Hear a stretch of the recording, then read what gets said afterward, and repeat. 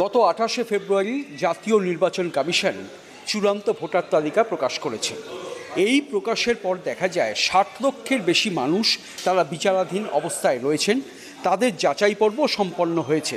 ইতিমধ্যে 27 লক্ষের বেশি মানুষের নাম সেখান থেকে বাদ পড়েছে।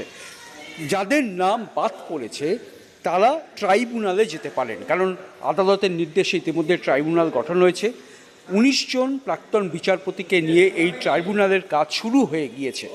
সিইও মনোজ কুমার আগরওয়াল যেটা জানিয়েছেন যে ইতিমধ্যে 19 জন যে প্রাক্তন বিচারপতি তার মধ্যে 16 জন কাজ করতে শুরু করে দিয়েছেন এবং তাদের কাছে কিন্তু অনেকগুলো অ্যাপ্লিকেশন এসে পৌঁছেছে, যারা আবেদন করেছেন যে যাতে তাদের নামের ক্ষেত্রে যে ট্রাইব্যুনালে অ্যাপিল করা যাবে সেই পদ্ধতি অবলম্বন করে অনলাইনে অনেকেই অ্যাপিল করেছেন।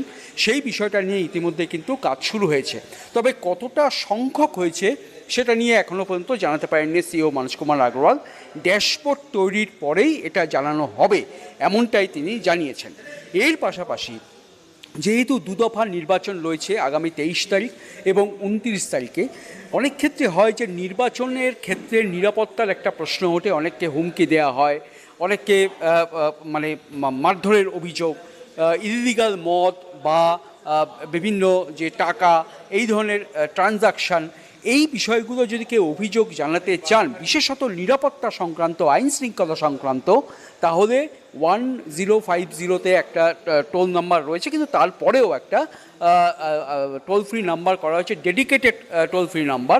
সেটা হচ্ছে 1800-345-0008।